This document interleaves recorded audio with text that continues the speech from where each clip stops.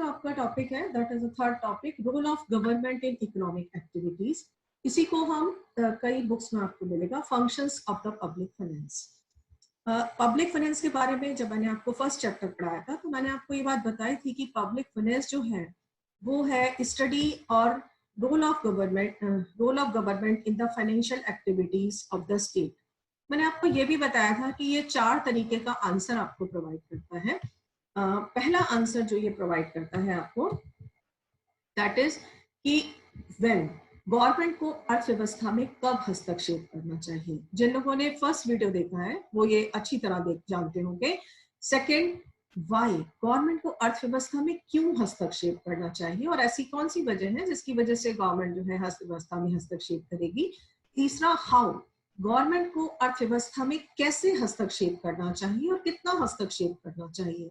And fourth is what, यानी कि government जब अर्थव्यवस्था में हस्तक्षेप करेगी तो इसका अर्थव्यवस्था के ऊपर जो है क्या इम्पैक्ट पड़ेगा।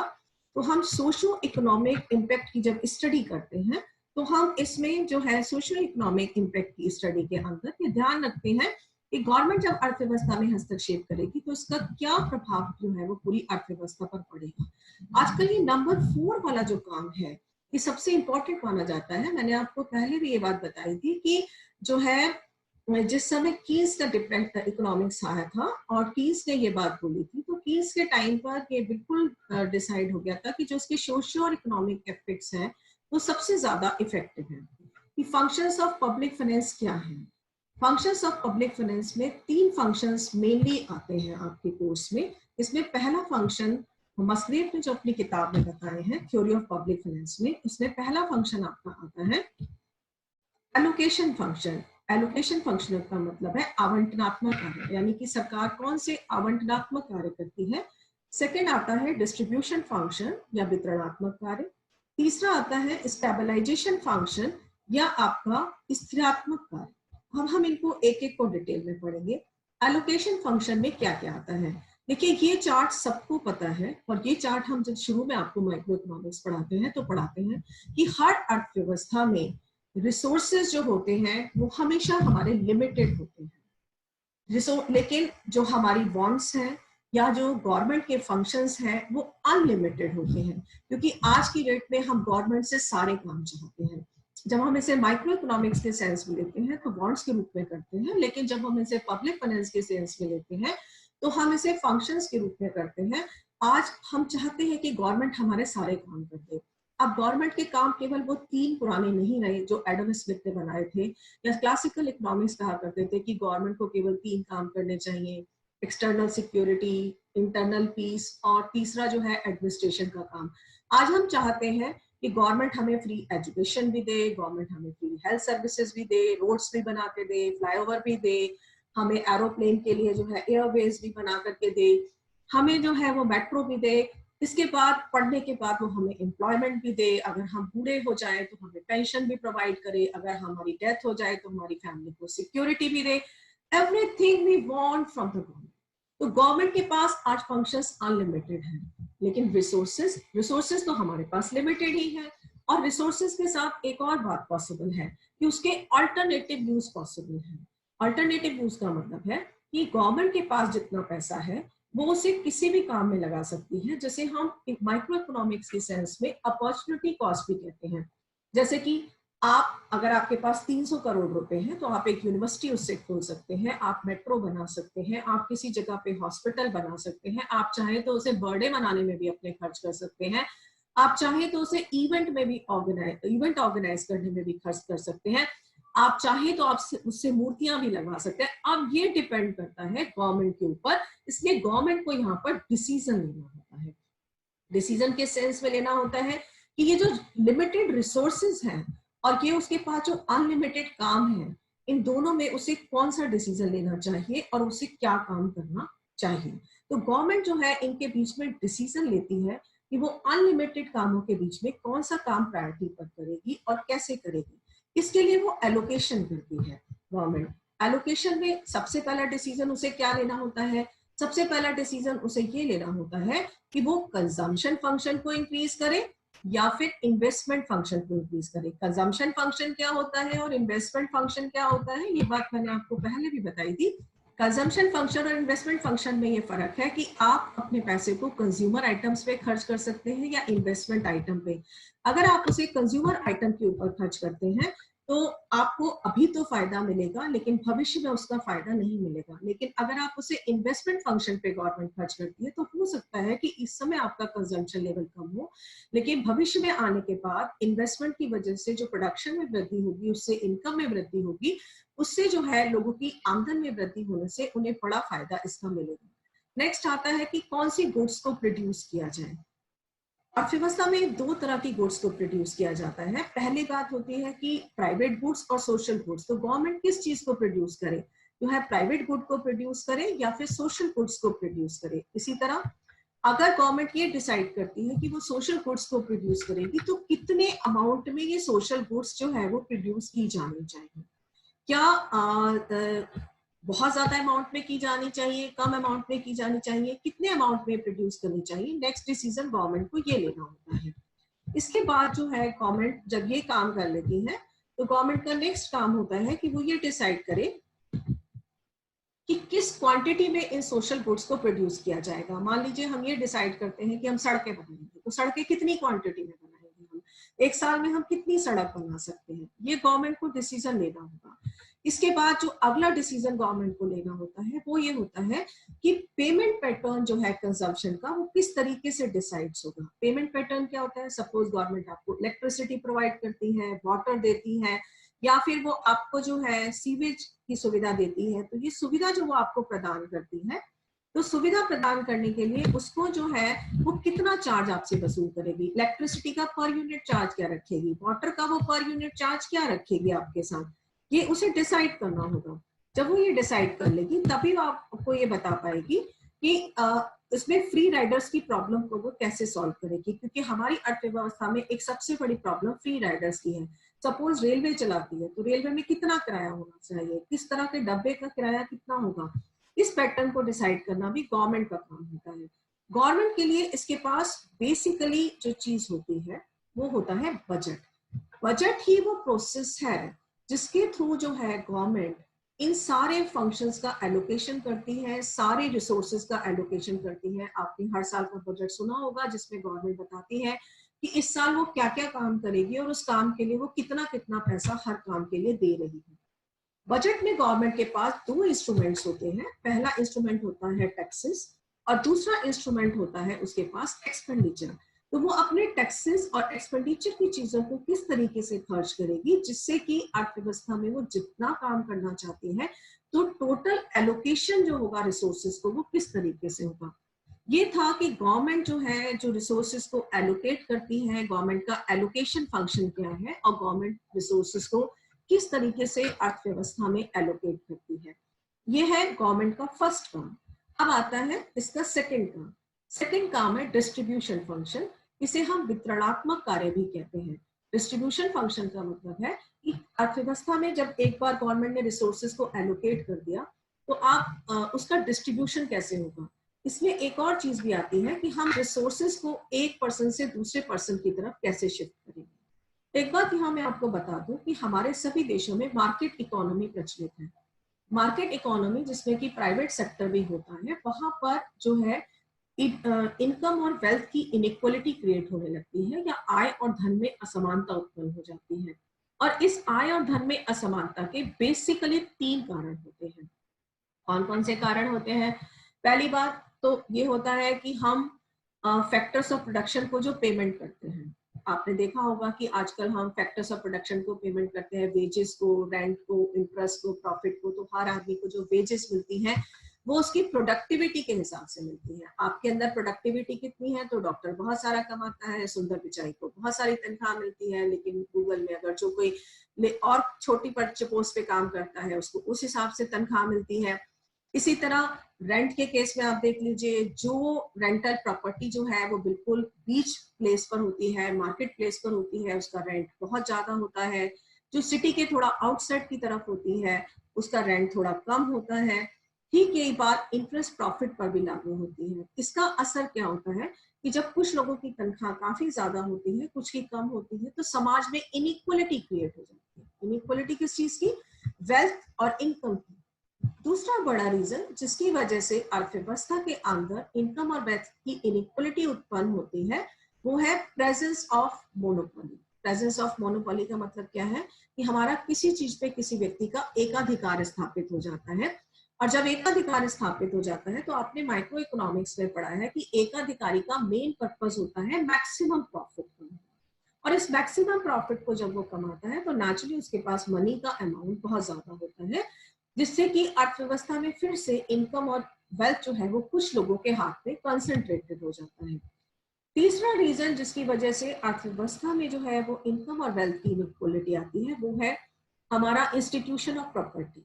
इंस्टीट्यूशन ऑफ प्रॉपर्टी क्या होता है कि बाप ने जो कमाया, अपनी संपत्ति जो है बेटे के नाम कर दिया, बेटे ने बेटे के नाम कर दी, अगले ने अगले के नाम कर दी, तो पता चला कि हमें एंसेस्ट्रल प्रॉपर्टी मिलती चली जाती है, पूर्वजों की संपत्ति मिलती चली जाती है। कई बार आपने देखा होगा, आपको बड़ा गुस्सा भी आता है, दुख भी होता है कि कुछ लोग हैं कि अरे ये तो कुछ नहीं कमाता, बाप की प्रॉपर्टी पे बैठा बैठा खा रहा है, ऐसा भी बोलते हैं।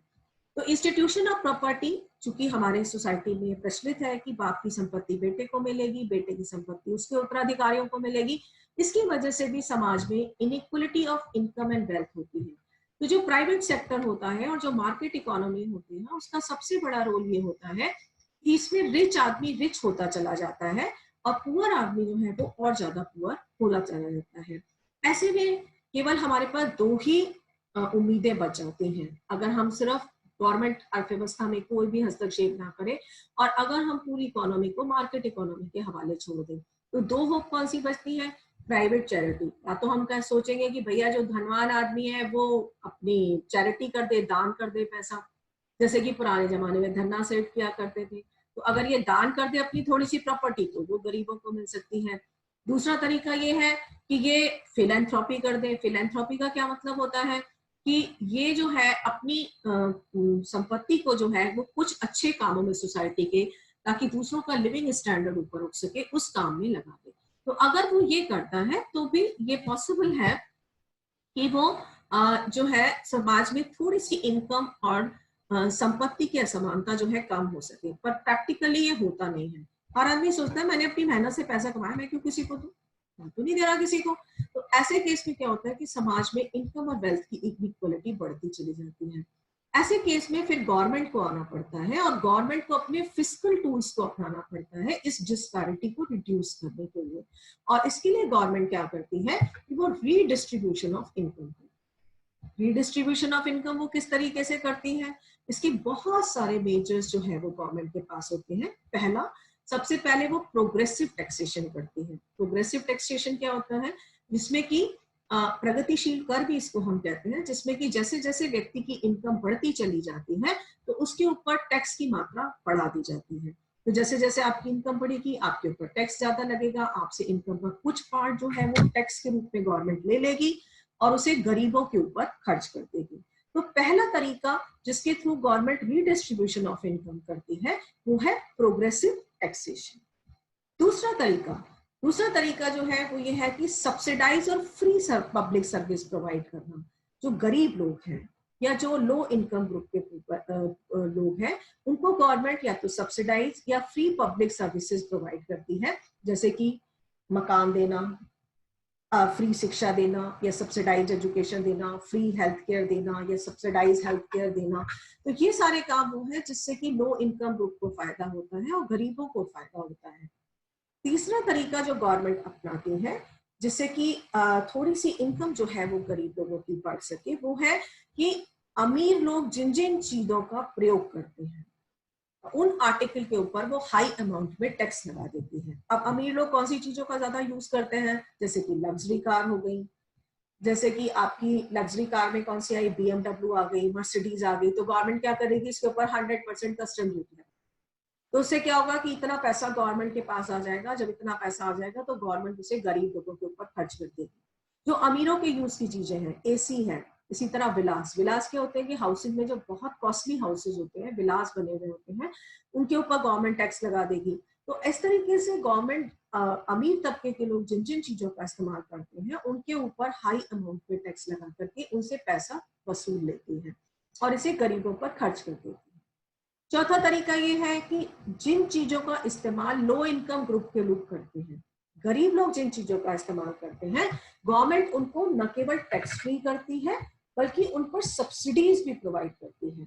सब्सिडीज कैसे? जैसे कि आपने देखा एलपीजी का सिलेंडर आम आदमी को वो सब्सिडी के साथ मिलता है, उतने कॉस्ट में नहीं मिलता जिसकी इसकी एक्चुअल कॉस्ट है, लेकिन अमीर आदमी, जैसे कि गवर्नमेंट ने इस समय रूल बनाया हुआ है कि अगर आपकी एनुअल इनकम 10 लाख से ज्यादा है तो आपको एलपीजी सिलेंडर के ऊपर कोई भी सब्सिडी नहीं मिलेगी। लेकिन अगर आपकी इनकम जो है अगर आपकी इनकम 10 लाख से कम है तो आपको एलपीजी सिलेंडर के ऊपर सब्सिडी मिलेगी। इसी तरह राशन गुड्स, इस समय गवर्नमेंट ने एक स्कीम चलाई हुई है, चूंकि कोरोना महामारी चल रही है, कि नवंबर तक जो है सभी राशन कार्ड धारियों को जो है वो राशन मुफ्त मिलेगा, जिसमें कि उन्हें 5 किलो चावल और 1 किलो दाल मिलेगी। तो ये क्या कर रही है गवर्नमेंट? सब्सिडी प्रोवाइड कर रही है लो इनकम पीपल को, क्योंकि इस समय सभी को पता है कि बहुत सारे लोगों की नौकरियां चली गई हैं, बहुत सारा माइग्रेंट लेबर है जो कि गांव में जा चुका है अपनी नौकरियां छोड़ करके, क्योंकि वो गांव में जा चुका है अपनी नौकरियां छोड़ करके, तो ऐसे केस में गवर्नमेंट जो है फिर यही करती है कि उन लोगों के लिए गवर्नमेंट इस तरह की सुविधाएं प्रदान करती है जिससे कि वो ये काम कर सके। नेक्स्ट जो काम होता है वो होता है कि government special class of people जो होता है सोसाइटी के लिए, जिनके लिए कल मैं मैरिड गुड्स की बात कर रही थी, उनके लिए गवर्नमेंट स्पेशल स्कीम्स लेके आती है ताकि समाज के उस तबके को विशेष रूप से फायदा हो सके। अब ये पर्टिकुलर क्लास कैसे होती है? जैसे कि ओल्ड एज के लोगों को पेंशन देना, 60 साल के ऊपर के लोगों को पेंशन देना, विडोज को पेंशन देना, जो लोग डिसेबल्ड हैं, दिव्यांग हैं या किसी तरह से जो है डेस्टिट्यूट हैं, उनके लिए घर प्रोवाइड करना फ्री में, लो कॉस्ट हाउसिंग प्रोवाइड करना, इसी तरह पुअर रिलीफ मेजर, गरीब लोगों के लिए डिफरेंट डिफरेंट मेजर्स प्रोवाइड करना, आप लोगों को फ्री एजुकेशन देना, आप लोगों को फ्री हेल्थ केयर फैसिलिटी देना, ये सारे काम वो हैं जिसके थ्रू गवर्नमेंट जो है अर्थव्यवस्था में या समाज में डिस्पैरिटी को कम करने की कोशिश करती है और रीडिस्ट्रीब्यूशन ऑफ इनकम की कोशिश करती है। तो इस तरीके से समाज में जो मार्केट इकोनॉमी की वजह से इनकम और वेल्थ का जो एक तरीका है, इनकम और वेल्थ में जो एक प्रॉब्लम क्रिएट हो जाती है जिसकी वजह से रिच और ज्यादा रिच हो जाते हैं और एक डिस्पैरिटी क्रिएट हो जाती है, तो गवर्नमेंट अपने फिस्कल टूल्स की सहायता से इस डिस्पैरिटी को कम करने का काम करती है। और आजकल गवर्नमेंट का ये काम सबसे इंपॉर्टेंट माना जाता है। देखिए, पुराने जमाने वाले काम आज गवर्नमेंट के खत्म हो चुके हैं। आज कहीं से भी हम ये नहीं मानते कि गवर्नमेंट का काम जो है वो केवल 3 काम है, बल्कि आज हम ये मानते हैं कि गवर्नमेंट का काम जो है रीडिस्ट्रीब्यूशन ऑफ इनकम करना है, इकोनॉमी में हस्तक्षेप करना है या उसको स्टेबलाइज करना है।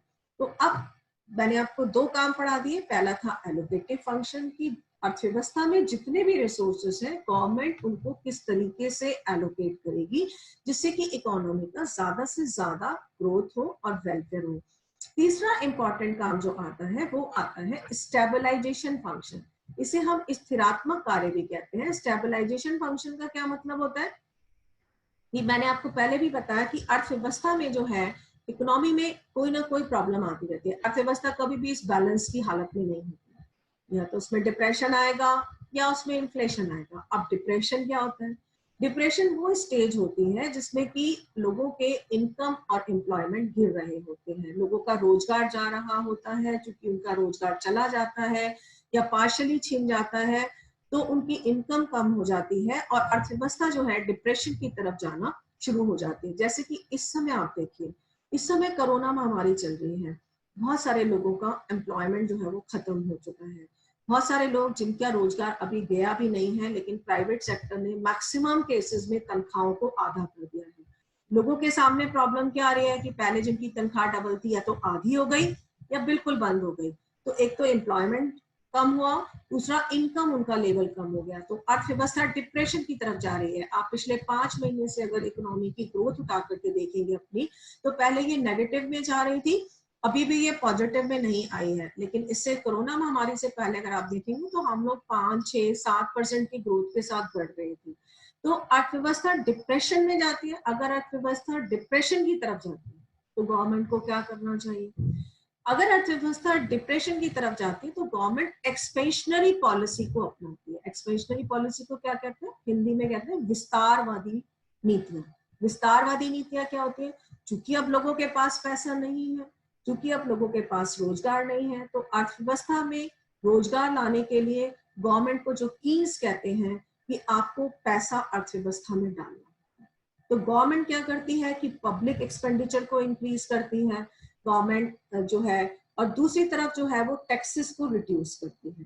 तो पब्लिक एक्सपेंडिचर को कैसे इंक्रीज करेगी, जैसे कि इस समय गवर्नमेंट कह रही है कि हम नवंबर तक जो है सबको फ्री राशन प्रोवाइड करेंगे, जिससे जो पुअर लोग हैं एटलीस्ट वो भूख से कोई ना मरे। कोरोना से तो सब लोगों को प्रॉब्लम हो ही रही है, इनकम भी चली गई है, एम्प्लॉयमेंट भी चला गया है, लेकिन एटलीस्ट भूख से कोई नहीं मरना चाहिए। तो गवर्नमेंट पब्लिक एक्सपेंडिचर में इंक्रीज करती है। न केवल इसमें, बल्कि गवर्नमेंट ने ये भी बोला कि किसानों के खाते में जो है हजार हजार रुपए डाले जा रहे हैं। फिर उसके बाद उन्होंने बोला कि हम 130 लाख करोड़ का प्रोजेक्ट लाएंगे रोड्स का, और रोड्स प्रोवाइड करेंगे और रोड्स बनाएंगे। तो ऐसे में आप ये समझिए कि जो है गवर्नमेंट अपनी विस्तारवादी पॉलिसी के थ्रू ये सारा काम करती है और अर्थव्यवस्था को डिप्रेशन से निकालने की कोशिश करती है। तो इस समय हमारी गवर्नमेंट की जो सारी कोशिश है वो पहली बात है कि अर्थव्यवस्था डिप्रेशन में नहीं जानी चाहिए, और अगर जाती है तो उसे जाने से रोकने के लिए हमें क्या क्या करना होगा। तो अर्थव्यवस्था में मैंने बोला कि दो ही परिस्थितियां मेन होती हैं, या तो डिप्रेशन आएगा या फिर इन्फ्लेशन आएगा। इन्फ्लेशन क्या होता है, इन्फ्लेशन वो स्थिति होती है जबकि ज्यादा मुद्रा जो है वो थोड़ी चीजों का पीछा करती है, तो जिसकी वजह से चीजों के जो रेट्स हैं वो बढ़ने शुरू हो जाते हैं। अर्थव्यवस्था में तेजी की स्थिति आ जाती है और चीजों के रेट्स बढ़ जाते हैं। तो ऐसे केस में जब इन्फ्लेशन आता है और लोगों के हाथ में पैसा ज्यादा होता है, तो गवर्नमेंट फिर रिस्ट्रिक्टिव पॉलिसीज को अपनाती है। रेस्ट्रिक्टिव पॉलिसीज क्या होती है, इन्हें हम प्रतिबंधात्मक नीतियां कहते हैं। रेस्ट्रिक्टिव पॉलिसी में गवर्नमेंट दो काम करती है। पहला तो अपना एक्सपेंडिचर रिड्यूस कर देगी। अब गवर्नमेंट का जितना भी जो है सार्वजनिक व्यय होता है उसको रिड्यूस करेगी। इसमें सबसे पहले वो फिजूल खर्ची पे रोक लगाएगी, बेफालतू के खर्च पे रोक लगाएगी और एक्सपेंडिचर को रिड्यूस करेगी। दूसरा, टैक्सेस में बढ़ोतरी करेगी, और टैक्सेस में बढ़ोतरी करके लोगों के हाथ में जो एक्स्ट्रा पैसा पहुंच गया है, इस एक्स्ट्रा पैसे को वो अपने हाथ में खींच लेती है। तो इस तरह जो है गवर्नमेंट के बेसिकली 3 काम बताए गए हैं अर्थव्यवस्था के अंदर। सबसे पहला काम जो होता है वो होता है एलोकेशन फंक्शन। दूसरा काम जो होता है वो होता है आपका डिस्ट्रीब्यूशन फंक्शन, और तीसरा काम जो होता है वो होता है स्टेबलाइजेशन फंक्शन। तीनों ही काम मैंने आपको पढ़ा दिए हैं। टॉपिक बड़ा होने की वजह से कंफ्यूज मत होइएगा। एलोकेशन फंक्शन में गवर्नमेंट को अपने रिसोर्सेज को एलोकेट करना है। रिसोर्सेज को वो किस तरीके से एलोकेट करेगी, बजट के माध्यम से। बजट के माध्यम से वो इनको एलोकेट करती है। दूसरा काम जो होता है वो डिस्ट्रीब्यूशन फंक्शन होता है, यानी कि वितरणात्मक कार्य होता है। वितरणात्मक कार्य के अंतर्गत जिसमें कि वो जो है इनको रीडिस्ट्रीब्यूशन ऑफ इनकम करती है और समाज में जो है इनकम और वेल्थ की इनइक्वालिटी को कम करने का काम करती है। तीसरा काम जो होता है वो स्टेबलाइजेशन फंक्शन होता है, यानी कि स्थिरीकरण का कार्य होता है, जिसमें कि गवर्नमेंट जो है अर्थव्यवस्था में स्थिरीकरण लाने की कोशिश करती है कि अर्थव्यवस्था को स्टेबलाइज कैसे बनाया जाए और स्थिर कैसे बनाया जाए।